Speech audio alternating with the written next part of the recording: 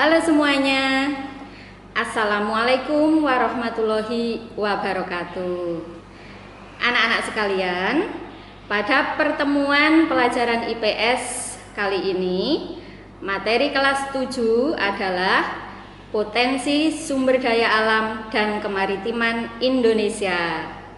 Nah, sebelum kita mulai, marilah kita berdoa supaya pembelajaran kita kali ini dapat berjalan dengan lancar. Berdoa mulai.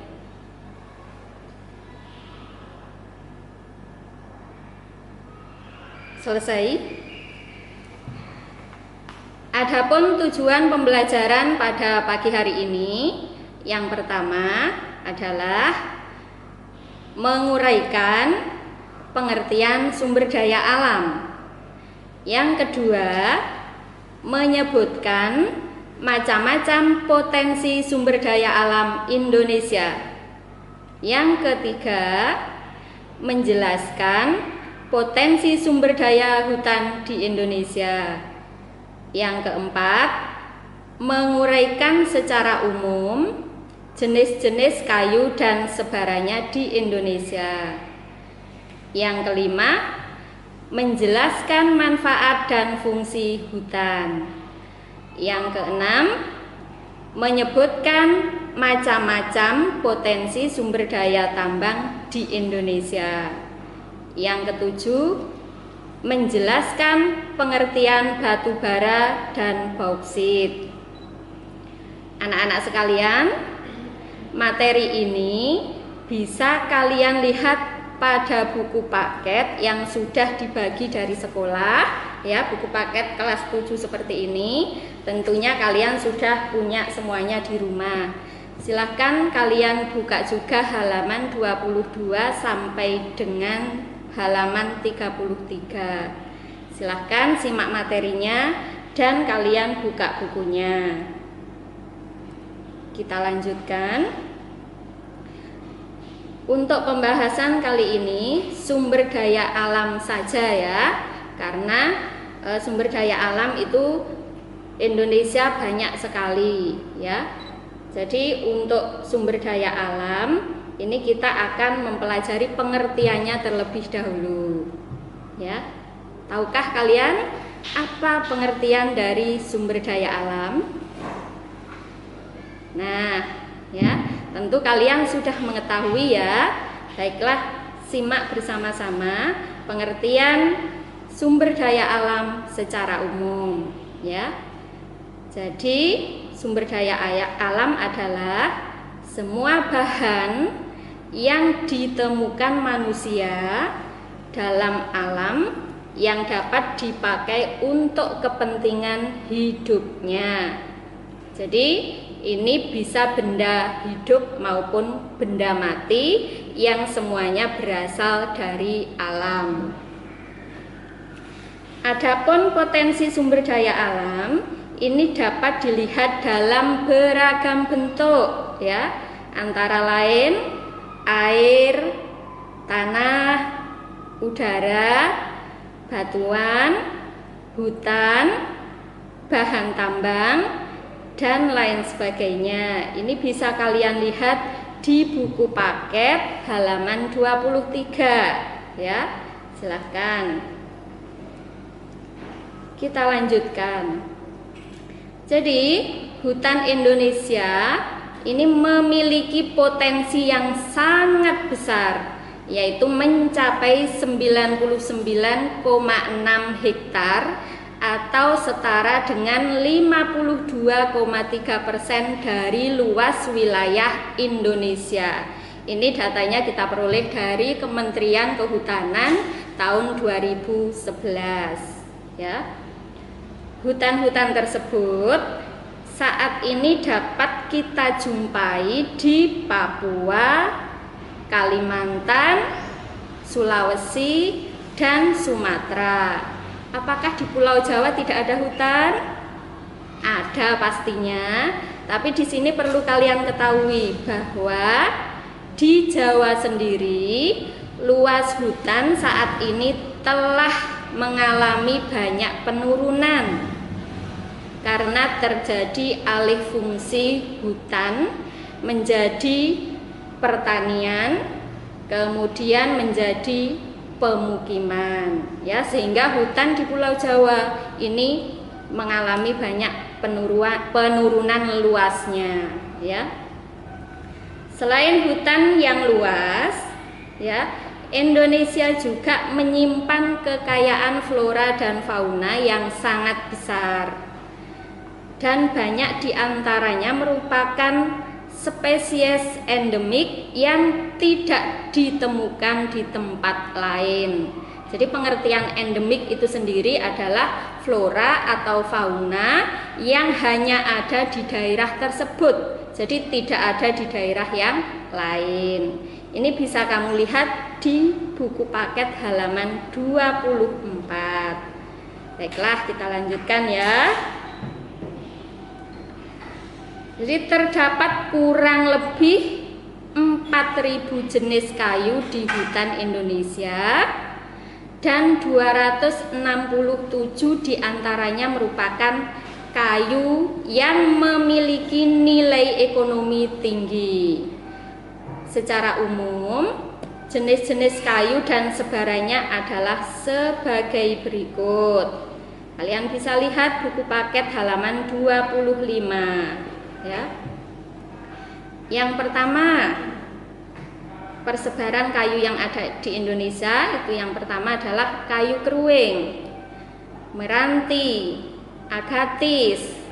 Kayu ini dihasilkan terutama dari Pulau Papua, Sulawesi, dan Kalimantan. Oke, baiklah. Sekarang yang kedua, jenis-jenis kayu dan sebarannya. Kayu jati ini banyak dihasilkan di Jawa. Yang ketiga, rotan ini dihasilkan dari Pulau Kalimantan, Sumatera Utara, dan Sumatera Barat. Yang keempat, kayu cendana ini banyak dihasilkan dari Nusa Tenggara Timur. Yang kelima, kayu rasamala dan akasia ini banyak tersebar dan dihasilkan dari Jawa Barat, ya. Ini bisa kalian lihat di buku paket juga halaman 25. Kita lanjutkan ya, anak-anak. Berdasarkan data Kementerian Kehutanan, laju kerusakan hutan kita ini mencapai kurang lebih 300.000 hektar per tahun, ya.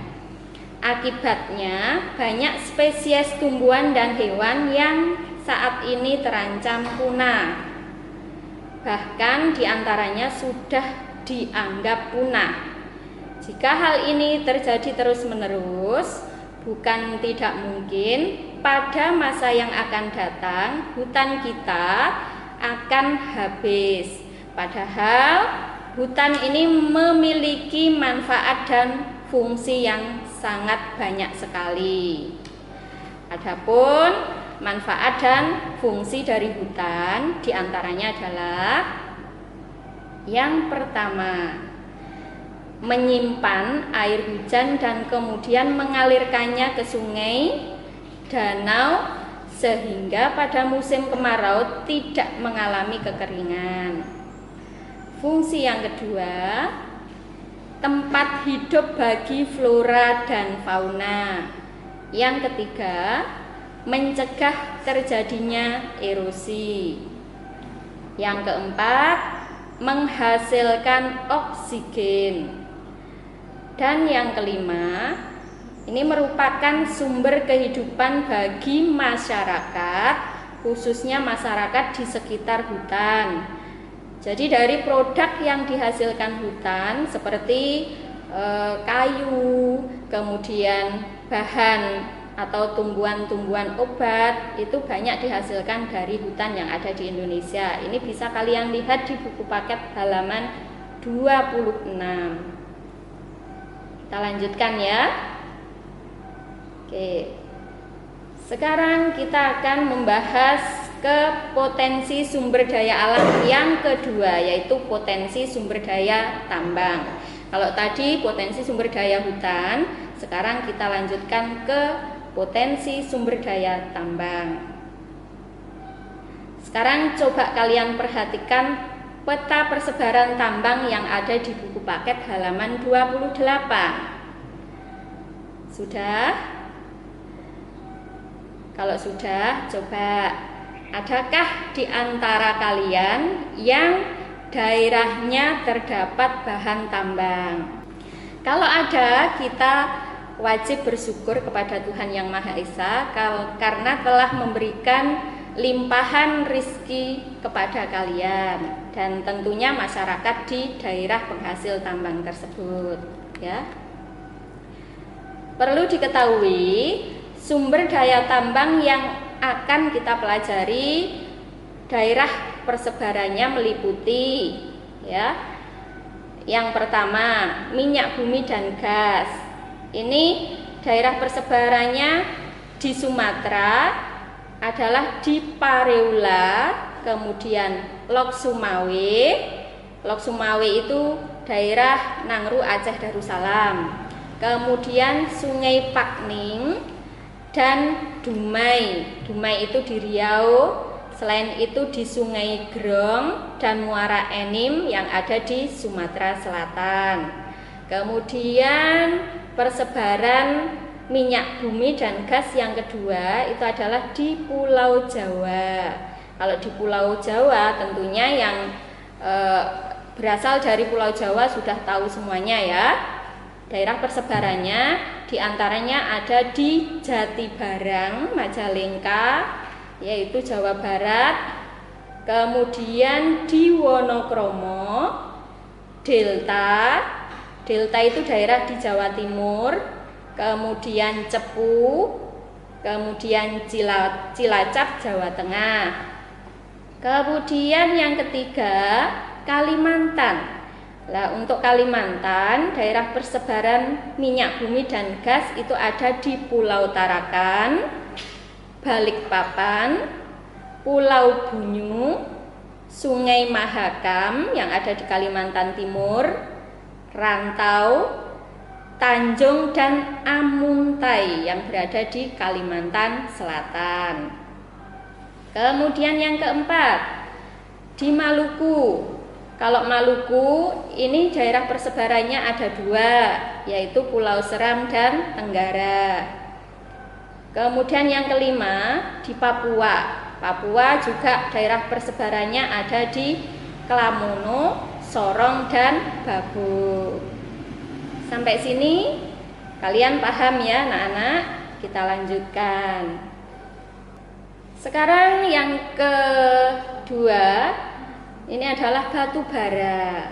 Ya, kalau tadi minyak bumi dan gas, ya, bahan tambang yang pertama yang sudah kita pelajari dan daerah persebarannya.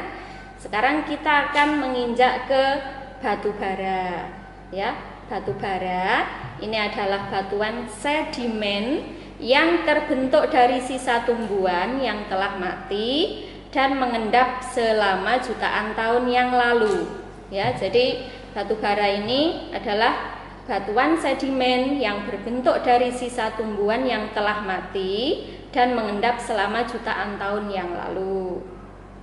Adapun manfaat dari batu bara untuk berbagai keperluan, diantaranya adalah pembakaran pada industri batu bata atau genteng, kemudian semen, kemudian batu kapur, biji besi, kemudian baja, industri kimia, pembangkit listrik, juga untuk keperluan pembakaran dalam rumah tangga. Adapun daerah penghasil batu bara yang terbesar di Indonesia dan daerah persebarannya itu meliputi daerah yang ada di Sumatera dan Kalimantan, ya. Kalau di Kalimantan ini terdapat di Kalimantan Timur, yaitu di lembah Sungai Berau dan Samarinda. Kalau di Sumatera ada di Sumatera Barat, tepatnya di Ombilin dan Sawah Lunto. Sedangkan Sumatera Selatan ada di Bukit Asam dan Tanjung Enim. Ya, kita lanjutkan. Sekarang yang C, ya. Yang C kita pelajari bauksit, ya. Bauksit ini adalah sumber biji utama untuk menghasilkan aluminium. Manfaat bauksit antara lain untuk industri keramik, logam, kimia, dan bahan metalurgi. Metalurgi itu adalah bahan untuk rekayasa mineral. Kemudian bauksit ini banyak tersebar di Kepulauan Riau, yaitu di Pulau Bintan dan Kalimantan Barat, tepatnya berada di daerah Singkawang. Kemudian yang D, ya, pasir besi. Pasir besi ini dimanfaatkan untuk industri logam dan besi serta industri semen. Pasir besi ini banyak tersebar di Cilacap, Jawa Tengah, kemudian Sumatera, Lombok, Yogyakarta, Gunung Tegak yang ada di Lampung, kemudian Pegunungan Verbik Sulawesi Selatan, dan Pulau Sebuku yang berada di Kalimantan Selatan. Sekarang yang terakhir, ya, untuk bahan tambang yang terakhir ini yang kita pelajari adalah emas. Emas umumnya dimanfaatkan untuk perhiasan, ya. Berdasarkan data Tekmira, yaitu Teknik Mineral dari Kementerian ESDM, produksi emas tahun 2003 itu mencapai 141.019 ton, ya. Jadi banyak sekali anak-anak, ya. Berikut ini tambang emas yang tersebar di Indonesia. Yang pertama adalah di Papua, ya. Kalau Papua ini yang mengelola adalah PT Freeport yang ada di Timika. Kemudian di Kalimantan Barat. Kalimantan Barat ini tepatnya berada di daerah Sambas. Kemudian di Nangru Aceh Darussalam juga ada, yaitu di Meulabo. Kemudian Sulawesi Utara. Sulawesi Utara itu ada di Bolang Mongondo dan Minahasa. Kemudian di Riau ini berada di Logos. Dan yang terakhir adalah di Bengkulu, tepatnya di daerah Rejang Lebong. Ya, sampai sini ada pertanyaan? Silahkan kalian baca juga buku paketnya, ya, anak-anak. Untuk bahasan kali ini sudah selesai, jadi kita akhiri sampai di sini. Tapi sebelum itu kita adakan evaluasi seperti biasa, ya. Evaluasinya ini kalian kerjakan nanti di kertas folio. Jangan lupa tulis mata pelajaran, kemudian nama terang, nomor absen, dan jangan lupa nanti kalau sudah selesai ditandatangani oleh orang tua, ya. Karena tadi yang perlu kalian ketahui itu dan harus kalian pahami itu ada 7 uraiannya. Sekarang evaluasinya juga saya buat 7 pertanyaan, ya. Silahkan kamu lihat pada slide berikut, ya. Jangan lupa, ya, tulis di folio yang rapi. Oke. Anak-anak, mungkin pembelajaran pada hari ini sampai di sini. Ada kurang lebihnya, Bluken mohon maaf. Jangan lupa tetap semangat, jaga kesehatan, kalian jangan sampai sakit. Meskipun kalian belajar di rumah, tetap sehat dan semangat, ya. Akhir kata, billahi taufik wal hidayah. Wassalamualaikum warahmatullahi wabarakatuh.